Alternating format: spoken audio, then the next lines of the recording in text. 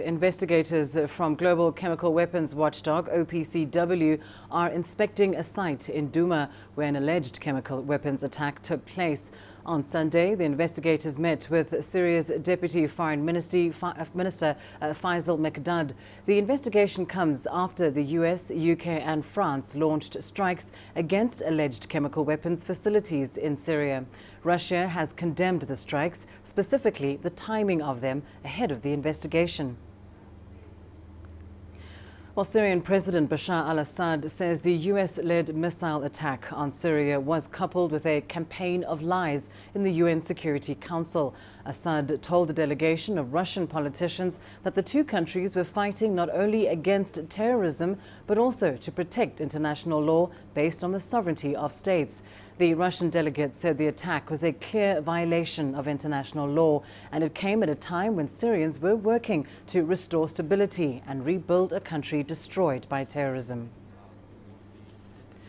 Meanwhile, Russian President Vladimir Putin has warned the United States, the UK and France against further violations of the UN Charter.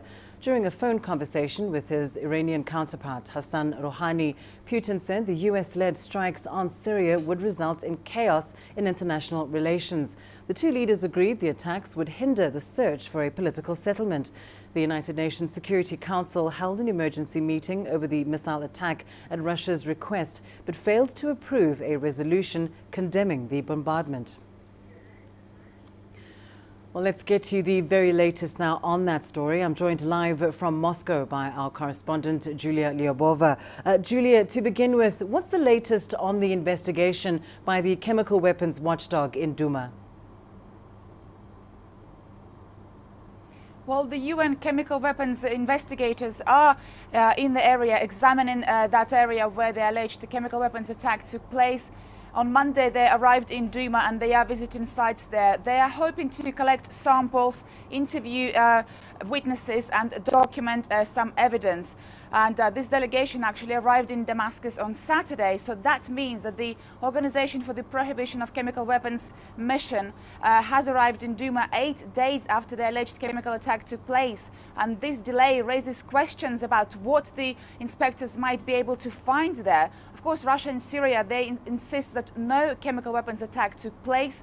And now the area has been under the Syrian government control for days as well. And we've heard from the US envoy to the OPCW earlier, who said that Russia may have tampered with the chemical weapons site. And of course, as you say, Syria boldly denying that any such chemical weapons attack took place, and President Bashar al-Assad saying that what's happening or what's happened at the UN Security Council has been a campaign of lies. What more can you tell us about that? Yes, that's right. So Bashar al-Assad said that the US-led airstrikes were accompanied by a campaign of what he called lies and misinformation in the UN Security Council.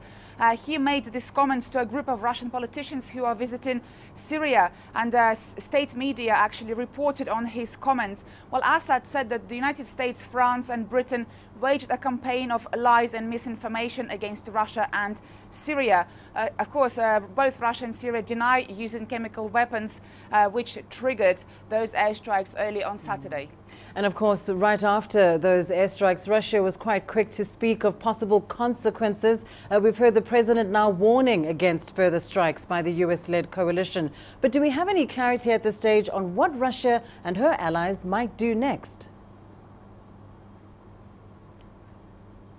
Yes, that's right. So Russia has warned of consequences after the airstrikes, but the Russian Ministry of Defense has confirmed that no Russian servicemen were killed in that airstrike, and that would have been a red line for Russia for a military response. So for now, it doesn't appear that there will be a military response. For now, it's just a very strong rhetoric coming from Moscow. And of course, we've heard from Vladimir Putin, the Russian president, who warned that further strikes would bring chaos to world affairs. Vladimir Putin spoke to his Iranian counterpart Hassan Rouhani over the phone, and they agreed that Western strikes damaged the chances of achieving a political resolution to the crisis in Syria.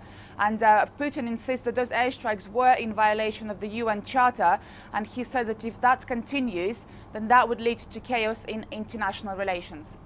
Julia Lyubova, thanks very much for that update, joining us there live from Moscow.